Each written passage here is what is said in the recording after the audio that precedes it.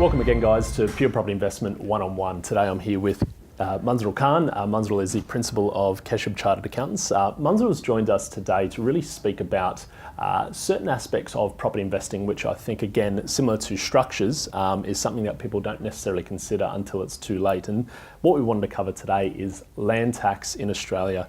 Being a very unique country in the sense that we're very large, we're governed by multiple states, and every state has its own land tax threshold, land tax rules, and different limits that people can potentially exceed or come underneath, and how that's going to reflect on different land tax claims. You're probably the best person I know to really give a bit more guidance and guise on how to really understand land tax and plan to purchase properties in different structures, and also understanding land tax thresholds and how they can work both in your benefit and to your detriment.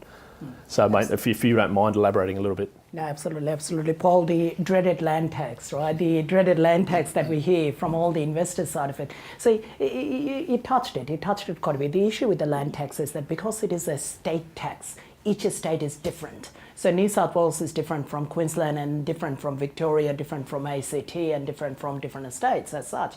And territory. Also, it is different based on whether you buy it on individual name, based on whether you buy it on a trust, based on whether you buy it on a corporate entity. So just a couple of examples. As an example, in New South Wales, you've got a land tax threshold up to about 540,000 on individual name. On trust, you don't have any threshold. Queensland, as an example, you've got threshold all the way up until 600,000 if we buy it on individual name.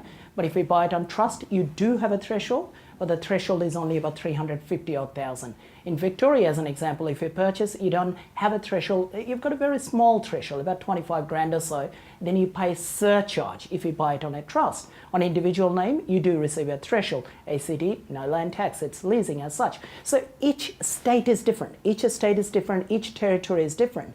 But there are some golden rules, I suppose, in terms of what do we do with the land tax. I suppose one of the golden rules that I always say is that when you invest property, you look into the longer term. You see what is your longer term objective.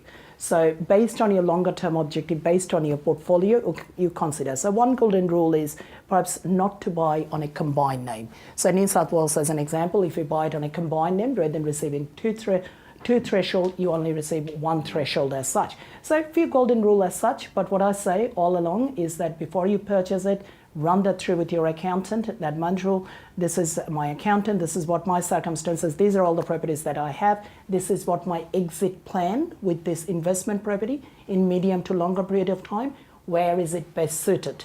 Is it on individual, is it on trust, is it on different structure?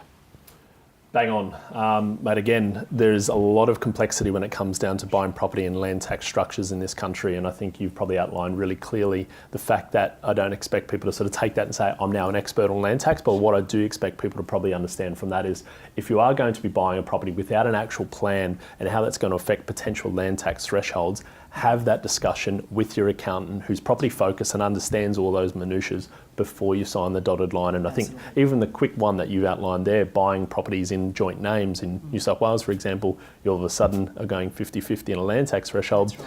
You've all of a sudden lost half your opportunity, and that's something that a lot of people could avoid if they had that discussion well beforehand. So, guys, again, if you do want to get in touch with Munzurul for any reason regarding any tax or accounting questions, please feel free to contact him at the bottom of the screen. Numbers there. You can also talk to us. Our details are at the bottom of the screen. We can set up a discussion to set up your strategy and your objectives down the track as well. Thanks for joining us, and we'll chat soon. Cheers.